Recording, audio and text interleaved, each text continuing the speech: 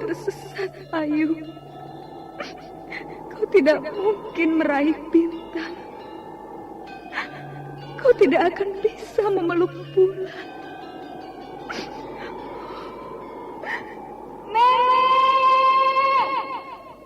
Nenek Raga Runting! Ayu! Ayu!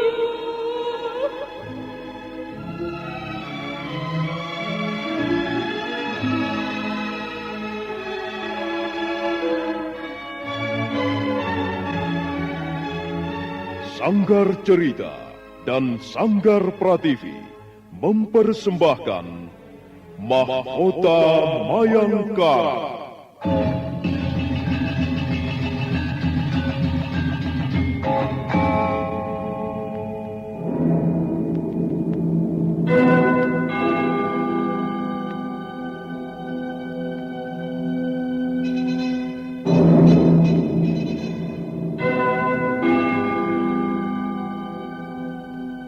Cerita ini lanjutan dari Tutur Tinular.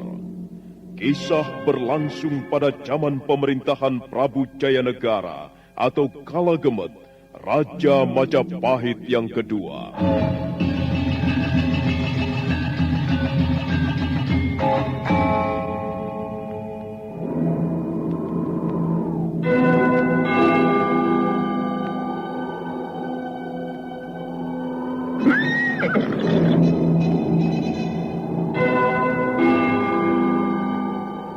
Dia bukan lagi Raja Majapahit. Akulah raja. Akulah yang berkuasa. Ayo, obrak-abrik desa Ganding. Tangkap Jayanegara. Tangkap Jayanegara.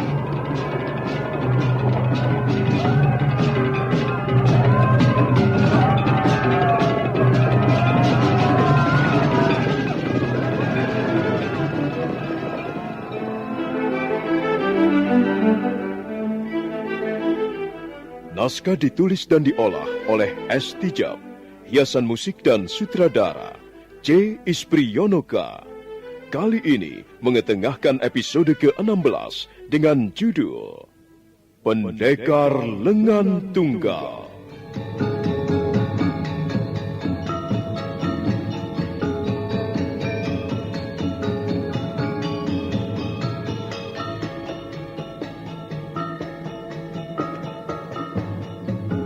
Dalam seri ke-453 ini didukung oleh para pemain Yoko sebagai Nambi, Chris Urspon sebagai Rakuti, Edi Dosa sebagai Jayanegara, Idris Apandi sebagai Ramapati, Rusli sebagai Rasemi, dan Asdi Suhastra, pembawa cerita. Selamat menikmati.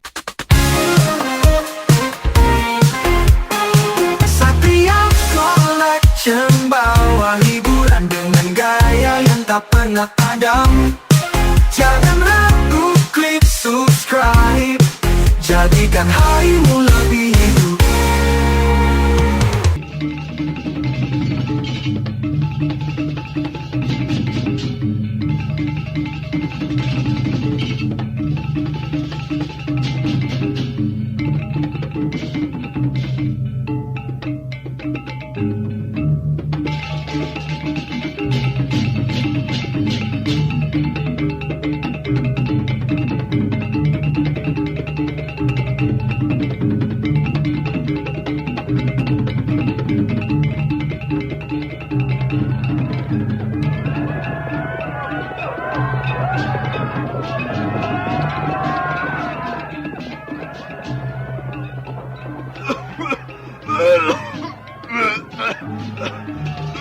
Nambi masih berdiri tegak, sekalipun dadanya kena hantaman Aji Segara Geni.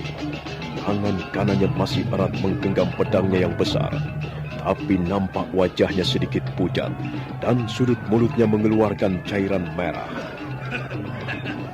Ayo Nambi, mana Aji Kebalmu? Konon menurut cerita orang-orang, kau mempunyai Aji Kebal yang tangguh. Mana buktinya? Baru sekali pukul, kau sudah terbatuk-batuk. Apa hanya si cetek ini ilmu kebal orang-orang Lamajang? Jangan sombong, Rakuti. Aku belum kalah.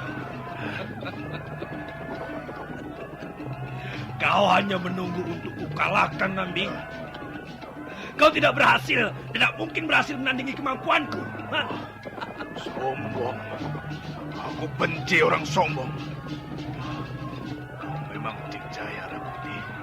Tapi kesombonganmu akan menghancurkan hidupmu kelak.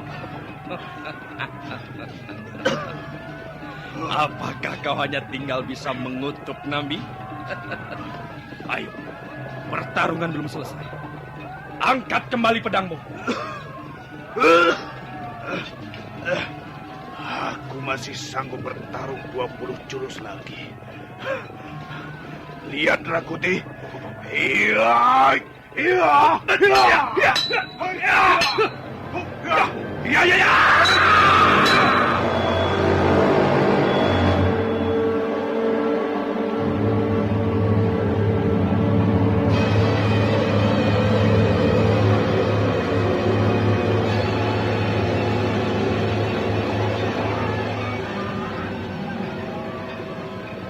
Kembali dua orang pendekar tangguh itu bertarung mengadu ilmu, mengadu kekuatan, mengadu kecepatan dan kewaspadaan. Sekalipun Nambi sudah terluka dalam, tapi pendekar Lamajang itu masih mampu menandingi serangan-serangan lawan. Suatu saat dia hanya membutuhkan istirahat sejenak untuk menarik nafas, tapi dia tidak memberi kesempatan Rakuti untuk mencuri kelengahannya lagi. Bahkan suatu saat, Rakuti sendiri yang lengah. Ujung tombak Patmayoni meluncur deras. Nambi membuang tubuhnya ke samping, kemudian melompat sambil membabatkan mata pedangnya.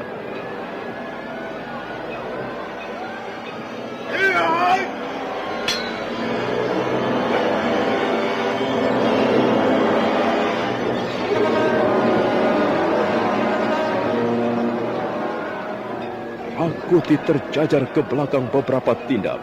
Sebuah luka menganga di bahu kanannya. Gumpalan darah segera turun mengalir membasahi pakaiannya. Rakuti menggeram sambil matanya menatap tajam ke arah Nambi. Kau sudah melukai tubuhku. Dalam pertarungan siapa saja bisa terluka. Bahkan terbunuh, Rakuti. Tapi kau tidak akan bisa membunuhku. Aku akan buktikan kata-kataku ini. Bersiaplah, setan tua. Sebentar lagi nyawamu akan melayang meninggalkan bumi Lamajang. Kita lihat saja nanti, Rakuti. Setiap prajurit berhak membunuh lawannya masing-masing. Siapa lengah, dia akan tewas. Itu sudah hukum perang. Ayo, Rakuti. Ayunkan kembali tombakmu. Kita lanjutkan pertarungan ini.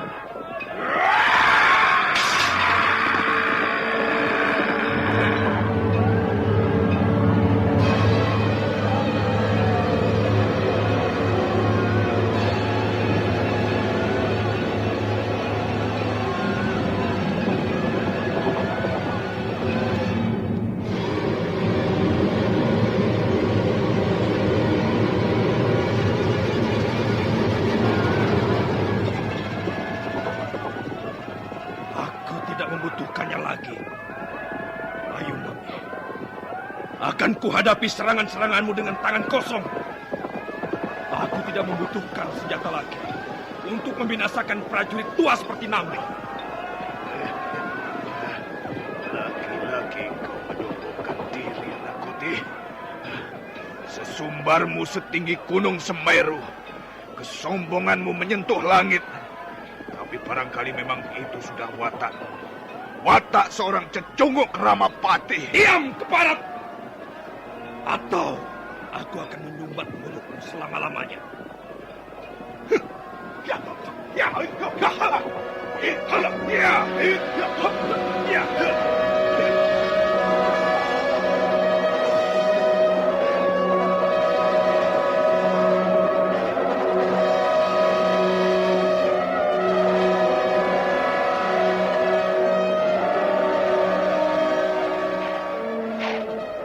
Kembali Rakuti menyergap Nambi dengan Aji Segara Geni. Sekarang dia bertarung dengan segenap kemampuannya. Dia bertarung sambil menggeram laksana harimau jantan. Darah masih menetes di bahu kanannya. Darah itulah yang membuat hawa amarah seperti mau mencebol dada Rakuti. Suatu saat dia meraung, dan pada saat berikutnya dia menggeram dan mendesis bagaikan binatang buas. Rakuti memang benar-benar buas dalam pertarungan adu kesaktian. Nambi sendiri belum pernah melihat perwujudan seperti Rakuti dalam peperangan yang pernah dialaminya selama ini. Seolah-olah dia sedang berhadapan dengan raja setan yang sangat jahat, kejam dan licik. Kali ini Nambi kembali lengah. Dia belum sempat memutar tubuhnya pada saat Rakuti meraung sambil menerkam. Ya! Ya!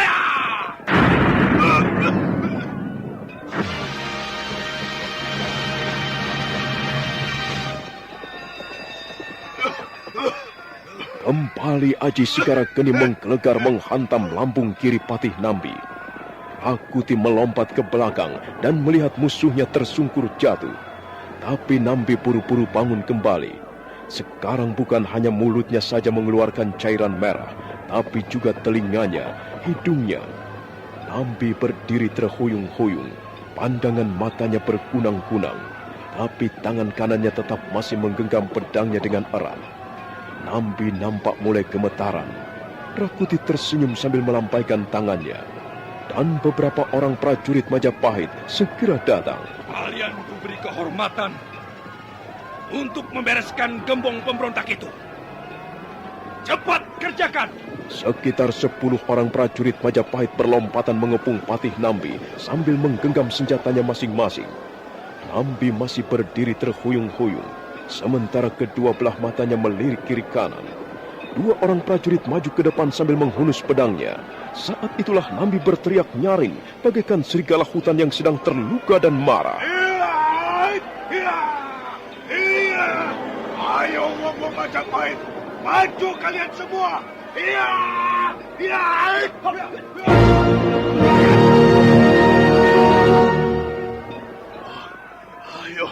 Ayo prajurit Majapahit, aku belum menyerah. Ayo maju kalian semua. Setan tua. Rupanya kau masih mempunyai simpanan tenaga. Kau sudah membunuh 10 orang prajurit Majapahit sekaligus. Ayo Rakuti, kita teruskan lagi pertarungan ini. Baik Nambi, bersiaplah. Rakuti melompat mundur beberapa tindak. Tangannya diputar-putar ke kiri dan ke kanan. Darah masih mengalir di bahunya yang terluka. Tapi Rakuti tidak memperdulikannya. Dia kembali bersiap-siap mengeluarkan Aji Sigara Geni. Siro Ratuni Gegeni, Siro Angwasni Lakuni Gegeni, Jagat Iro Jagat Geni, Langit Iro Langit Geni, Segoro Niro Segoro Geni. Ya!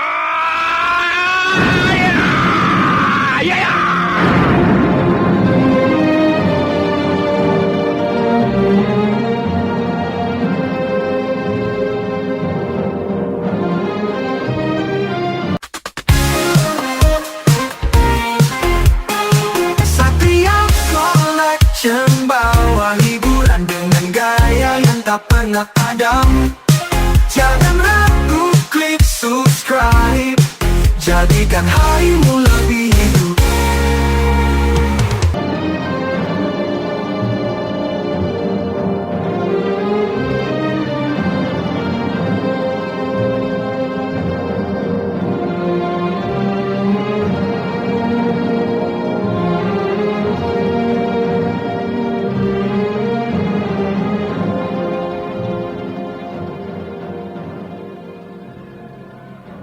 Nambi berusaha menghindari benturan dengan pukulan Aji Sigara Geni, tapi keadaannya memang sudah parah. Nambi hanya mampu menggeser letak berdirinya sedikit saja. Pada saat itulah, pukulan Aji Sigara Geni berdentam menghantam dadanya. Nambi jatuh terlentang, pedangnya terlepas. Tapi dia masih hidup, napasnya tersengal-sengal. Rakuti segera menyambar tombak Patmayoni, kemudian menghampiri Nambi yang sudah tidak berdaya lagi. Ayo Nambi, bangun kau. Bukankah pertarungan belum selesai? Ayo, aku masih sanggup bertarung 100 jurus lagi. Setan tua berani melawan Rakuti. Di mana letak kebesaranmu, Batin Nambi? Beraninya kau bertarung dengan harimau jantan dari Ganding. Sekarang rasakan. Aku akan memenggal kepalamu, Nambi. Secepat kilat tangan kiri Rakuti menjambak rambut Nambi. Sementara tangan kanannya yang menggenggam tombak Patmayoni berkelebat bagaikan sebuah bayangan. Dan tiba-tiba saja tangan kiri Rakuti sudah menjinjing kepala Nambi. Rakuti berdiri tegak di ruangan pendopo Istana Lamajang. Hai, lihat! Lihat orang-orang Lamajang! Pemimpinmu sudah binasa di tanganku. Lihat! Aku berhasil menjinjing kepalanya.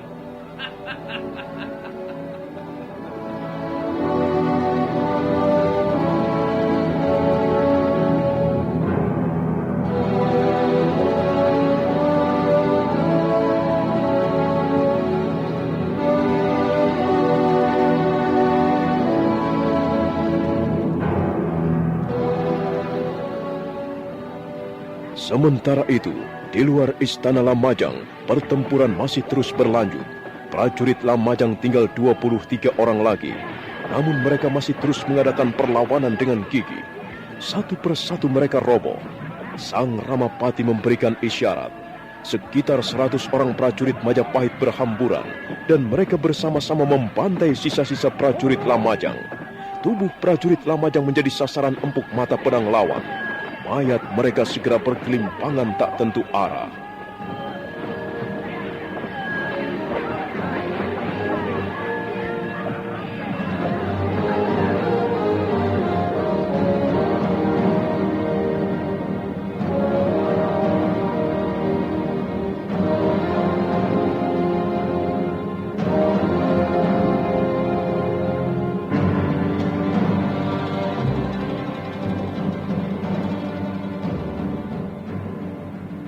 Akhirnya seluruh prajurit Lamajang yang tersisa tewas menyusul teman-temannya. Rawedeng, Rayuyu, Rabanyak dan Rapangsa segera membenahi pasukannya. Prajurit-prajurit Majapahit berkumpul di tepi alun-alun. Sang Prabu Jayanegara segera turun dari gajah dan melangkah ke arah ruangan pendopo. Di kanan kiri bergelimpangan mayat prajurit-prajurit yang tewas dalam peperangan. Dan peperangan itu berhasil dimenangkan oleh prajurit-prajurit Majapahit. Lamajang jatuh pada tahun Saka Naga Anahut Wulan atau tahun 1316 Masehi.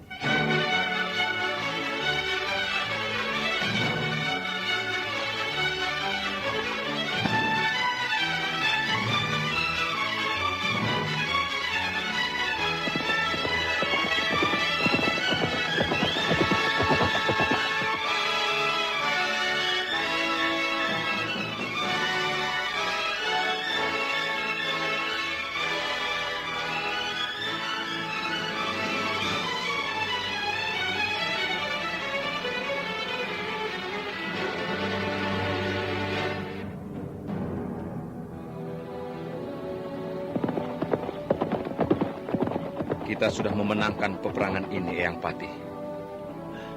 Hamba sudah meramalkannya, Gusti Prabu. Mana mungkin orang-orang Lamajang mampu menahan serangan bala tentara Paduka yang perkasa. Iya, tapi jumlah korban di pihak kita cukup banyak. Mestinya hal ini tidak perlu terjadi, Eyang Patih. Ampun, Gusti Prabu. Setiap kemenangan membutuhkan korban. Hamba kira ini peristiwa biasa saja. Memang prajurit Paduka banyak yang tewas, tapi mereka nanti akan segera digantikan dengan yang muda-muda. Aku belum melihat Rakuti. Di mana dia? Pada saat itulah Rakuti muncul dari samping ruangan pendopo. Rakuti berlari terhuyung-huyung sambil menjinjing kepala Nambi. Lihat, Gusti Prabu. Hamba berhasil membinasakan gembong kaum pemberontak. Lihatlah, Gusti Prabu. Hamba berhasil menenteng kepala Nambi.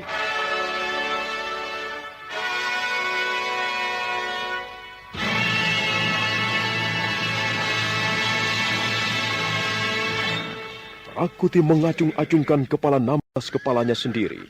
Dia terus berlari terhuyung-huyung. Dan sebelum sampai di depan Prabu Jayanegara, tiba-tiba Rakuti roboh. Rasemi terkejut.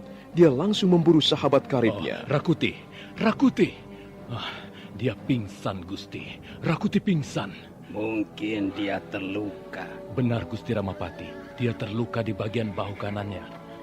Sepertinya lukanya mengandung racun, Gusti. Kawanmu itu hebat, Rasmi. Dia berhasil membunuh Nambi. Dia seorang prajurit yang baik, yang taat dan gagah berani. Dia patut dicontoh. Apakah lukanya parah? Oh, mungkin juga, Gusti Prabu. Hamba kira dia perlu segera mendapat pertolongan. Kalau begitu cepat angkat tubuhnya. Panggil Ratanca. Suruh Ratanca merawat lukanya. Aku tidak mau kehilangan prajurit seperti Rakuti. Ayo cepat kerjakan perintahku ini. Baik, Gusti Prabu. Eyang Pati. Ya, ada apa, Gusti Prabu? Aku ingin melihat suasana di dalam istana Lamajang. Apakah prajurit-prajurit Lamajang sudah tewas seluruhnya? Apakah sudah tidak ada lagi yang tercecer? Menurut laporan Rawedeng, semua sudah tewas, Gusti. Tak ada seorang pun prajurit Lamajang yang masih hidup. Rupanya mereka memang sengaja mengorbankan nyawa untuk membela kehormatan Adinambi. Kalau begitu, iringkan aku, Eyang Pati. Aku ingin masuk ke dalam istana. Baik, Gusti Prabu. Tapi kita harus berhati-hati. Ayo Rawedeng, Rayuyu, Rabanyak, dan Rapangsa. Kumpulkan 100 orang prajurit. Gusti Prabu ingin masuk ke ruang dalam istana. Kawal Gusti Prabu dengan ketat.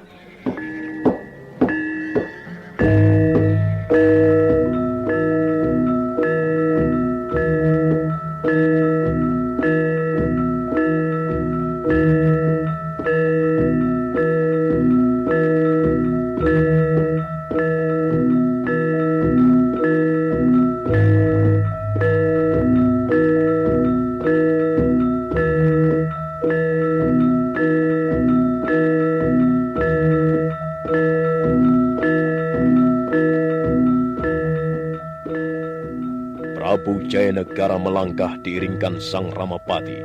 Sementara di belakang mereka, Rawedeng dan teman-temannya mengawal bersama 100 orang prajurit bersenjata. Sang Prabu segera melintasi ruangan pendopo Istana Lamajang, dikawal prajurit-prajurit Majapahit bersenjata lengkap. Sang Ramapati, Rawedeng dan Rayuyu beserta yang lain mendampingi beliau. Mayat prajurit Lamajang maupun prajurit Majapahit berkelimpangan di sana-sini. Prabu Jayanegara berhenti ketika melihat mayat tanpa kepala. Lihat, Eyang Pati. Bukankah ini gembong Paman Nambi? Benar, Gusti Prabu. Ini memang tubuh Adinambi. Menyedihkan sekali. Tidak kusangka akhirnya Paman Nambi harus menebus kesalahannya dengan cara seperti ini. Memang sudah seharusnya begitu, Gusti Prabu. Adinambi mempunyai kesalahan pada Gusti Prabu. Dan kesalahan itu sudah ditebus dengan nyawanya. Hamba kira ini soal biasa. Dalam perang ada yang kalah, ada yang menang. Ada yang selamat, ada yang tewas. Bahkan banyak yang terbunuh secara mengerikan. Tapi Eyang Pati, aku kenal Paman Nambi sejak masih kanak-kanak. Aku tidak sampai hati melihat keadaannya. Aku ingin jenazah Paman Nambi dikuburkan secara baik-baik. Perintah Gusti Prabu akan segera kami laksanakan. Ayo, kita lihat ruangan dalam istana.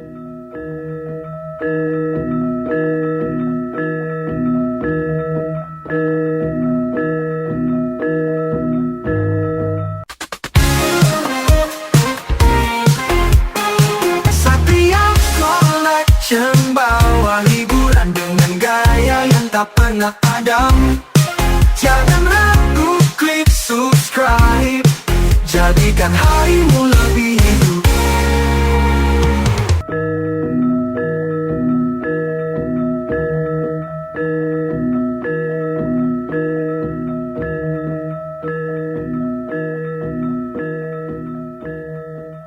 Kembali Prabu Jayanegara melangkah. Sekarang mereka sudah meninggalkan ruangan pendopo, dan mereka berjalan menuju ruang dalam istana Lamajang. Rawedeng memberikan isyarat pada prajurit-prajuritnya agar berhati-hati. Akhirnya Prabu Jayanegara tiba di depan sebuah pintu yang ukurannya besar, dan pintu itu berukiran indah sekali. Suasana sepi lengang. Mungkin benar, Eyang Patih. Tidak ada lagi prajurit Lamajang yang tersisa. Oh, tentu saja, Gusti Prabu. Jika mereka tidak melarikan diri, mereka pasti dapat dibinasakan.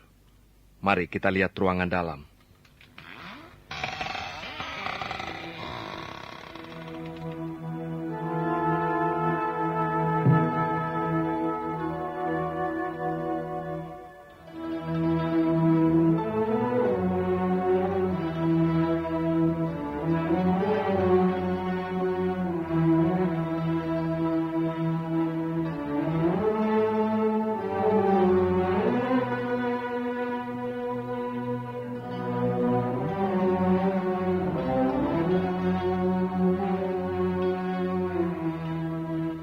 Pintu terkuak, dan Prabu Jayanegara melangkah masuk ruangan dalam istana Lamajang. Ruangan itu cukup luas, dinding-dindingnya berukir. Di tengah ruangan ada sebuah meja bundar yang juga berukiran indah. Mereka menyapukan pandangannya ke seluruh ruangan. Prabu Jayanegara melangkah menghampiri jenazah seorang pemuda usia belasan tahun. Kalau tidak salah, ini putra Paman Nambi. Benar, Gusti Prabu. Dia memang anak laki-laki Adi Nambi. Namanya Jana Rupaka. Rupanya dia pun menjadi korban pembangkangan orang tuanya. Kasihan. Oh, itu Nyai Patih Nambi. Benar, Gusti Prabu. Nyai Patih Nambi juga tewas. Prabu Jayanegara melangkah menghampiri jenazah seorang wanita setengah tua. Memang benar, dia Nyai Patih Nambi. Wanita itu terbujur kaku tak jauh dari jenazah Jana Rupaka. Sebuah keris kecil menancap di bagian jantungnya. Kasihan. Kasihan. Akhirnya keluarga Paman Nambi tumpas. Kukira Nyai Patih sengaja membunuh dirinya sendiri, Eyang Patih. Benar, Gusti Prabu. Barangkali Nyai Patih bermaksud bela Patih. Itu memang tindakan yang sangat terpuji. Itu sebagai pertanda kesetiaan seorang istri kepada suami dan keluarganya. Memang kasihan. Ya, tapi apa boleh buat? Hamba kira Nyai Patih memang tidak mempunyai pilihan yang lain. Baiklah. Sekarang perang sudah benar-benar selesai. Aku ingin mayat putra Paman Nambi, juga istrinya, diperlakukan secara baik. Tentu, Gusti Prabu. Setelah dalam keadaan seperti ini, mereka bukan lagi musuh. Kita harus memperlakukan mereka dengan baik. Kamu, Rawedeng, Rayuyu, kerjakan perintah Gusti Prabu sebaik-baiknya. Urus jenazah Adi Nambi, putranya, dan Nyai Patih. Cepat kerjakan. Apakah Gusti Prabu ingin berjalan-jalan keliling istana untuk melihat-lihat suasana? Iya, Eyang Patih. Aku ingin melihat-lihat dulu suasana istana Lamajang setelah dapat kita kuasai. Silakan, Gusti Prabu. Kami akan mengiring dari belakang.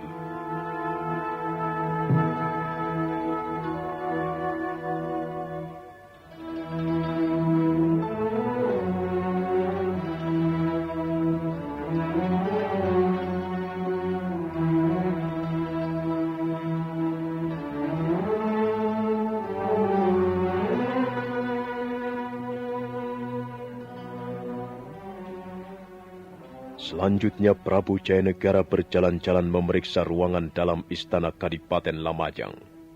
Sang Ramapati memerintahkan agar pusaka-pusaka Kadipaten Lamajang dikumpulkan dan dibawa ke alun-alun. Setelah puas melihat suasana, Akhirnya Sang Prabu Jayanegara kembali ke alun-alun bersama yang lain. Sementara matahari nampak mulai tenggelam di langit sebelah barat. Cahayanya berwarna kemerah-merahan.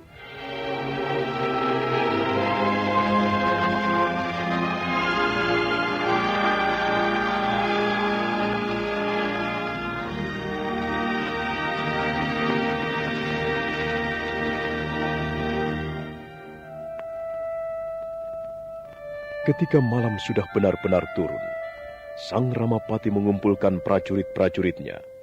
Jumlah mereka seluruhnya kurang lebih tinggal 20.000 orang. Mereka semuanya berbaris di tepi alun-alun sesuai dengan kelompok pasukannya masing-masing. Pasukan panah berbaris di sebelah selatan, disusul kemudian di bagian tengah pasukan pedang dan pasukan keris. Sedangkan pasukan berkuda berbaris di sebelah utara, dekat pintu gapura Istana Lamajang yang sudah bobol. Sementara itu, Rakuti terbaring di atas tandu, ditunggui Ratanja. Prabu Jayanegara, Sang Ramapati, Rawedeng dan yang lain menghampiri Ratanja yang baru saja selesai merawat luka Rakuti. Bagaimana keadaannya, Ratanja? Ampun, Gusti Prabu. Lukanya agak parah. Apakah luka itu benar mengandung racun? Benar, Gusti Ramapati. Tapi hamba sudah berhasil mengeluarkannya sedikit demi sedikit. Apakah kemungkinan dia bisa sembuh? Bisa, Gusti Prabu. Tapi hamba membutuhkan waktu barang beberapa hari. Kau bisa merawatnya lebih teliti setelah kita nanti tiba di Majapahit, Ratanja. Iya, Gusti Ramapati. Gusti tidak usah khawatir. Rakuti pasti akan bisa sembuh seperti sedia kala. Sekalipun agak parah, tapi hamba yakin bisa mengurangi racun dari dalam tubuhnya. Syukurlah kalau begitu. Bagaimana Gusti Prabu? Apakah Gusti Prabu ingin kembali ke Majapahit sekarang juga? Ya, Eyang Pati. Kita berangkat sekarang.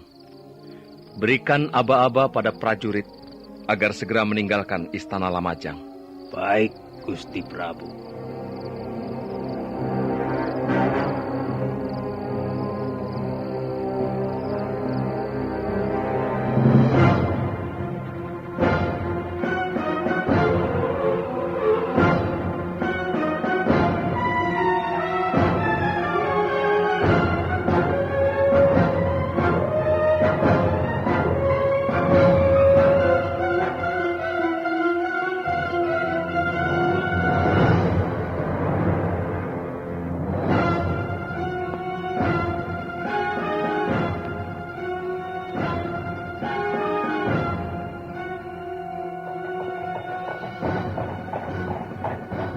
Maka demikianlah, malam itu juga Prabu Jayanegara dan bala tentaranya meninggalkan Istana Lamajang.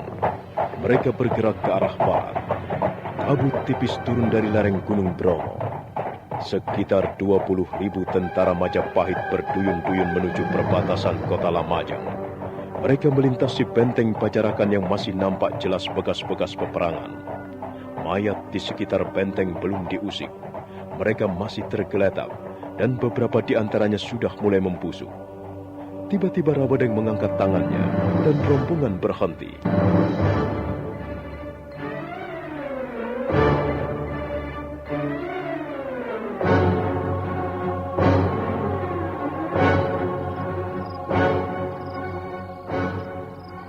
Bagaimana keadaan Rakuti, Eyang Pati?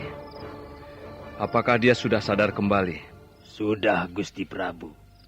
Dan lukanya sudah mulai kering. Kukira kita tidak bisa langsung berjalan semalam suntuk, Eyang Pati. Kita membutuhkan istirahat. Semua kami serahkan kehendak Gusti Prabu Jayanegara. Kami tinggal menurut saja. Tapi di mana kira-kira Gusti Prabu akan istirahat? Di depan kulihat ada sebuah bukit. Bukit apa itu namanya? Bukit apa ya? Rasmi, Rasmi, kemari sebentar. Ya, ada apa Gusti Ramapati? Coba lihat. Di depan itu ada sebuah bukit menjulang tinggi. Kau tahu bukit apa itu namanya? itu namanya Bukit Ayudawara, Gusti. Apakah bukit itu cukup aman untuk istirahat? Gusti Prabu Jayanegara ingin istirahat nanti menjelang tengah malam. Hamba kira bukit itu cukup aman, Gusti. Gusti Prabu tidak salah kalau memilih tempat itu untuk istirahat. Cukup, Rasmi. Kau boleh pergi. Ampun, Gusti Prabu. Menurut Rasmi, bukit itu cukup aman untuk istirahat. Namanya Bukit Ayudawara. Baiklah. Sekarang, ayo kita teruskan perjalanan. Menjelang tengah malam nanti, kita akan istirahat di Bukit Ayudawara. Baik, Gusti Prabu. Ayo, Rawedeng. Ayo prajurit-prajurit Majapahit. Jalan lagi. Jalan.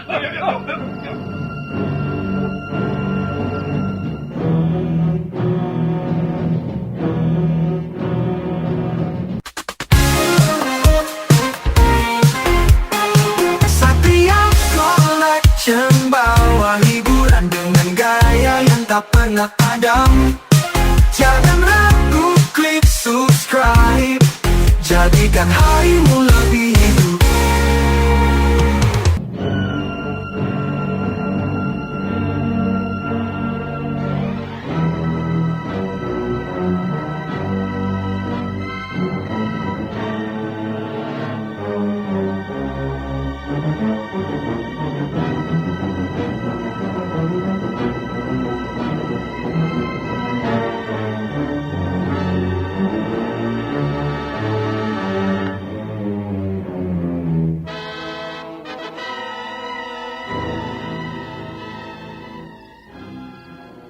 Bukit Ayudawara letaknya kurang lebih 65 pal di sebelah barat kota Lamajang.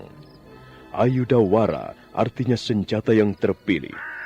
Konon menurut dongeng orang-orang kuno, bukit itu dulu merupakan tempat para dewa membuat senjata-senjata yang ampuh yang akan dibagikan pada para satria untuk menumpas kejahatan di muka bumi. Prabu Jayanegara duduk di ruangan tenda yang paling besar, yang berdiri di kaki bukit dikerumuni tenda-tenda lain yang ukurannya lebih kecil. Rakuti terbaring lemah di depan Sang Prabu, diapit Rasemi, Rawedeng, dan yang lain.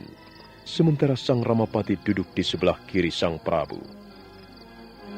Syukurlah kalau kau sudah sadar kembali. Bagaimana rasanya sekarang, Rakuti? Masih terasa nyeri dan panas, Gusti Prabu. Ratanca? Iya, Gusti Prabu. Kau harus terus merawat Rakuti, sehingga lukanya benar-benar sembuh. Jangan sampai Rakuti menjadi cedera karena lukanya itu. Iya, Gusti Prabu. Hamba siap menjalankan perintah Gusti Prabu Jayanegara. Kau tidak perlu menyesal, Rakuti. Karena apa yang kau kerjakan di Lamajang akan memperoleh imbalan yang pantas. Ampun, Gusti Prabu. Hamba hanyalah seorang kaula. Untuk apa hamba menyesal? Karena menjalankan titah paduka. Sama sekali tidak, Gusti Prabu.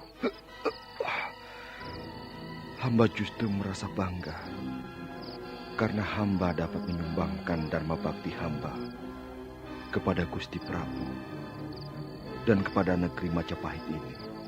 Bagus, bagus. Itu pernyataan seorang prajurit sejati. Aku senang mendengarnya. Dan sekarang, coba. Kalian semua yang ada di dalam tenda ini, dengarkanlah baik-baik. Kau Rakuti, Rasemi, dan kau juga Rawedeng, Rayuyu, Rabanyak, dan Rapangsa. Dan kau juga Ratanca. Kalian semua ada 7 orang. Kalian sudah berbuat sesuatu yang berguna untuk negeri Majapahit. Dan untuk itu, kalian akan memperoleh ganjaran yang pantas. Ini bukan sekedar janji. Setelah tiba di Majapahit nanti, kalian bertujuh akan kuangkat menjadi penggawa kerajaan berpangkat tinggi. Kalian tidak perlu lagi bekerja di bawah Eyang Pati. tapi kalian akan bekerja langsung di bawahku.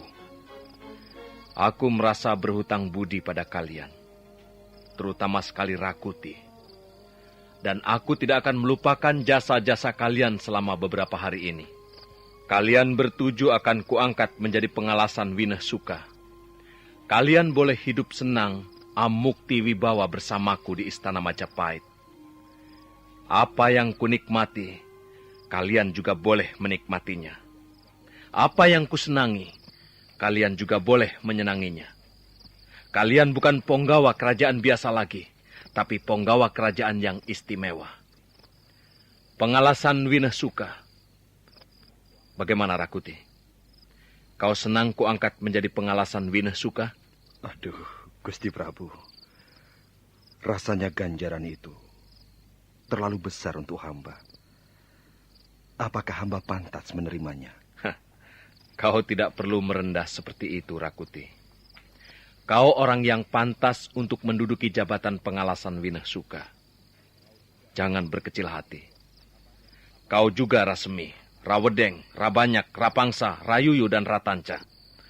Kalian semua jangan berkecil hati. Hari ini, di dalam tendaku ini, merupakan hari yang bersejarah bagi kalian semua. Kota Lamajang boleh hancur binasa, tapi kita harus menikmati kemenangan ini dan mereguknya sampai puas. Ayo Rasemi, tuangkan minuman untukku. Kita minum bersama-sama. Baik, Ayo. Gusti Prabu, baik.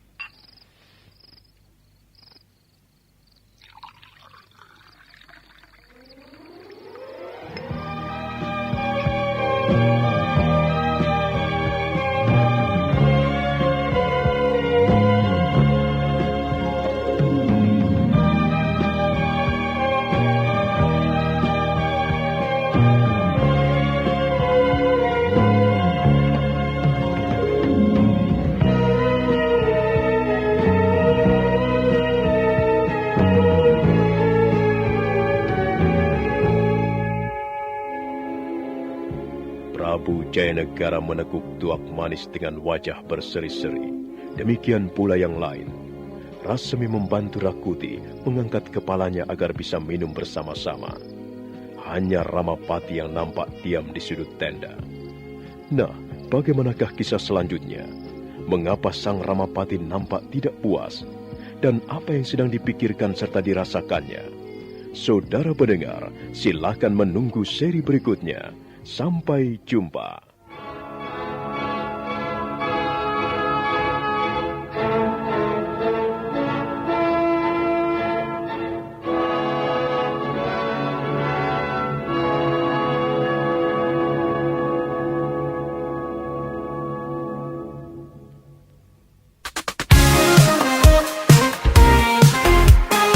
Satria Collection bawa hiburan dengan gaya yang tak pernah padam.